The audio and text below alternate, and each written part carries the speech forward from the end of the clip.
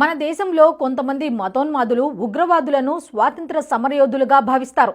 తాజాగా తమిళనాడులో ఓ ఉగ్రవాది అంత్యక్రియలకు వందలాది మంది ముస్లింలు హాజరయ్యారు. 1998లో కోయంబత్తూరులో జరిగిన బాంబు దాడిలో ఎస్ఏ భాషా అనే ఉగ్రవాది దోషిగా తేలాడు. 58 మంది మరణానికి, 200 మంది గాయపడటానికి కారణమైన ఈ ఉగ్రవాదికి కోర్టు యావజ్జీవ కారాగార శిక్ష కూడా విధించింది. శిక్షను అనుభవిస్తున్న సమయంలోనే అనారోగ్య సమస్యలతో పెరోల్పై బయటకు వచ్చాడు.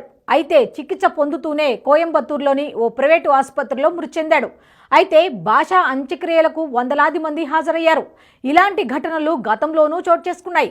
కశ్మీర్లో బుర్హాన్ వనీని భారత సైన్యం మట్టుబెట్టిన తర్వాత అతడి అంత్యక్రియలకు వేలాదిగా జనం తరలివచ్చారు. అలాగే 1993 ముంబై పేలుళ్లకు కారణమైన యాకూబ్ మెమన్ను ఉరితీసిన తర్వాత అంత్యక్రియలకు కొన్ని వేల మంది తరలివచ్చారు.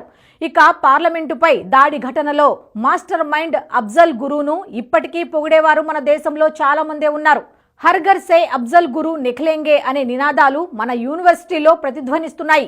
మరి దీనంతటికీ కారణం ఎవరు, ఎందుకు ఇలా జరుగుతోందన్న విషయాలపై మీ అభిప్రాయాలను కామెంట్ల రూపంలో తెలియజేయండి.